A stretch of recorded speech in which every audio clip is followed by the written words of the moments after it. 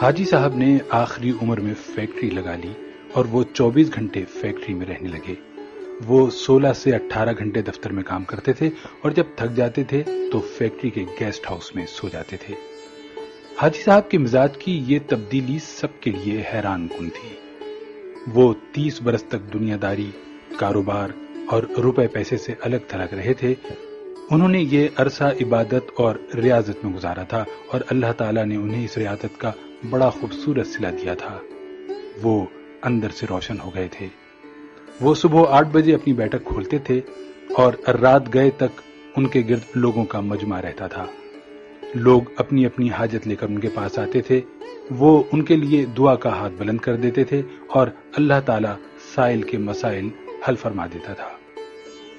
اللہ تعالیٰ نے ان کی دعاؤں کو قبولیت سے سرفراز کر رکھا تھا، لیکن پھر اچانک حاجی صاحب کی زندگی نے پلٹا کھایا۔ وہ ایک دن اپنی گدی سے اٹھے، بیٹھک بند کی، اپنے بیٹوں سے سرمایہ لیا اور گارمنٹس کی ایک درمیانے درجے کی فیکٹری لگا لی۔ انہوں نے اس فیکٹری میں 500 خواتین رکھی، خود اپنے ہاتھوں سے یورپی خواتین کے لیے کپڑوں کے نئے ڈیزائن بنائے، یہ ڈیزائن یورپ بھجوائے، باہر سے آرڈرز آئے اور حاجی صاحب نے مال بنوانا شروع کر دیا۔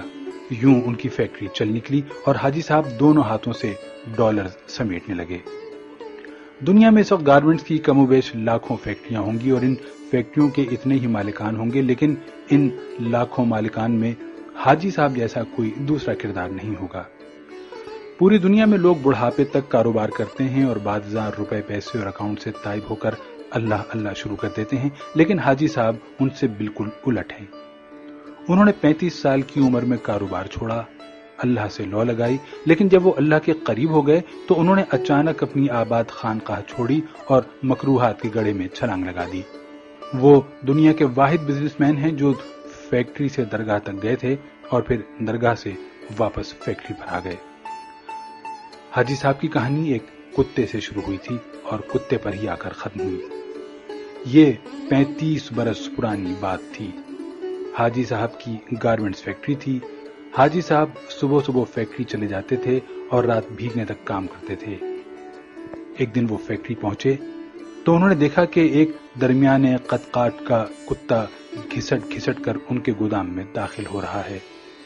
حاجی صاحب نے غور کیا تو پتا چلا کہ کتا شدید زخمی ہے، شاید وہ کسی گاڑی کے نیچے آ گیا تھا جس کے باعث اس کی 3 ٹانگیں ٹوٹ گئی تھیں اور وہ صرف ایک ٹانگ کے ذریعے اپنے جسم گھسیٹ کر ان کے گودام تک پہنچا تھا۔ حاجی صاحب کتے پر بڑا رحم آیا۔ انہوں نے سوچا وہ کتے کو جانوروں کے کسی ڈاکٹر کے پاس لے جاتے ہیں، اس کا علاج کراتے ہیں اور جب کتا ٹھیک ہو جائے گا تو وہ اسے گلی میں چھوڑ دیں گے۔ حاجی صاحب نے ڈاکٹر سے رابطے کے لیے فون اٹھایا، لیکن نمبر ملانے سے قبل ان کے دل میں ایک انوکھا خیال آیا اور حاجی صاحب نے فون واپس رکھ دیا۔ حاجی صاحب نے سوچا کتا شدید زخمی ہے، اس کی 3 ٹانگیں ٹوٹ چکی ہیں، اس کا جبڑا زخمی ہے اور پیٹ پر بھی چوٹ کا نشان ہے، چنانچہ کتا اب روزی روٹی کا بندوبست نہیں کر سکتا۔ حاجی صاحب نے سوچا اب دیکھنا یہ ہے کہ قدرت اس کتے کی خوراک کا بندوبست کیسے کرتی ہے۔ حاجی صاحب نے مشاہدے کا فیصلہ کیا اور چپ چاپ بیٹھ گئے۔ وہ کتا سارا دن گودام میں بے ہوش پڑا رہا۔ شام کو جب اندھیرا پھیلنے لگا تو حاجی صاحب نے دیکھا ان کی فیکٹری کے گیٹ کے نیچے سے ایک دوسرا کتا اندر داخل ہوا۔ کتے کے منہ میں ایک لمبی سی بوٹی تھی۔ کتا چھپتا چھپاتا گودام تک پہنچا، زخمی کتے کے قریب آیا، اس نے پاؤں سے زخمی کتے کو جگایا اور بوٹی اس کے منہ میں دے دی۔ زخمی کتے کا جبڑا حرکت نہیں کر پا رہا تھا، چنانچہ اس نے بوٹی واپس اگل دی۔ صحت مند کتے نے بوٹی اٹھا کر اپنے منہ میں ڈالی، بوٹی چبائی اور جب وہ اچھی طرح نرم ہو گئی تو اس نے بوٹی کا لقمہ سا بنا کر زخمی کتے کے منہ میں دے دیا۔ زخمی کتا بوٹی نگل گیا۔ اس کے بعد وہ کتا گودام سے باہر آیا، اس نے پانی کے حوض میں اپنی دم گیلی کی، واپس گیا اور دم زخمی کتے کے منہ میں دے دی۔ زخمی کتے نے صحت مند کتے کی دم چوس لی۔ صحت مند کتا اس کارروائی کے بعد اطمینان سے واپس چلا گیا۔ حاجی صاحب مسکرا پڑے۔ اس کے بعد یہ کھیل روزانہ ہونے لگا۔ روز کتا آتا، زخمی کتے کو بوٹی کھلاتا، پانی پلاتا اور چلا جاتا۔ حاجی صاحب کئی دنوں تک یہ کھیل دیکھتے رہے۔ ایک دن حاجی صاحب نے اپنے آپ سے پوچھا، وہ قدرت جو اس زخمی کتے کو رزق فراہم کر رہی ہے، کیا وہ مجھے 2 وقت کی روٹی نہیں دے گی؟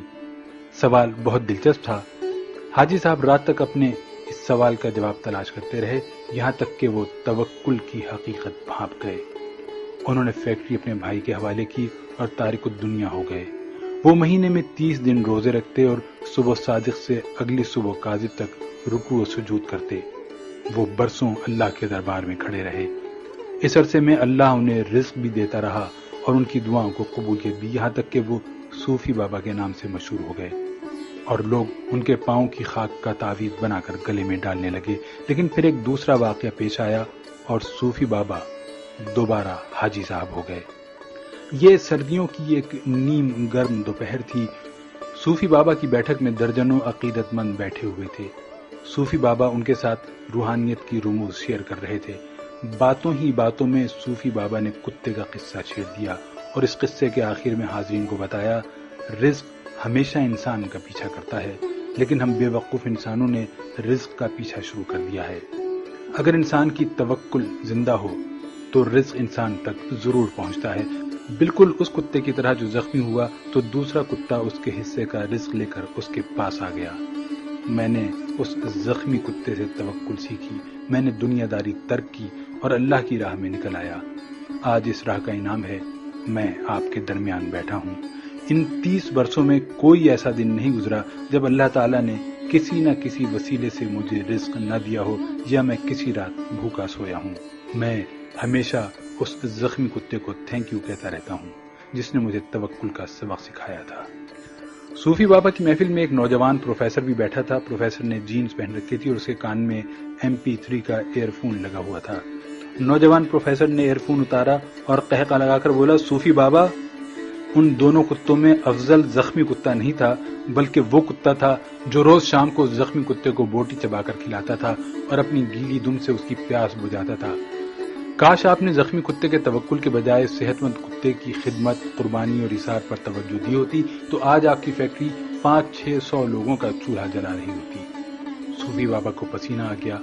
نوجوان پروفیسر بولا، صوفی بابا، اوپر والا ہاتھ نیچے والے ہاتھ سے افضل ہوتا ہے۔ وہ صحت مند کتا اوپر والا ہاتھ تھا جبکہ زخمی کتا نیچے والا۔ افسوس، آپ نے نیچے والا ہاتھ تو دیکھ لیا لیکن آپ کو اوپر والا ہاتھ نظر نہیں آیا۔ میرا خیال ہے کہ آپ کا یہ سارا تصوف اور سارا توکل خود غرضی پر مبنی ہے، کیونکہ ایک سخی بزنس مین 10,000 نکمے اور بے ہنر درویشوں سے بہتر ہوتا ہے۔ نوجوان اٹھا، اس نے سلام کیا اور بیٹھک سے نکل گیا۔ حاجی صاحب نے 2 رکعت نفل پڑھے، بیٹھک کو تالا لگایا اور فیکٹری کھول لی۔ وہ اب عبادت بھی کرتے ہیں اور کاروبار بھی۔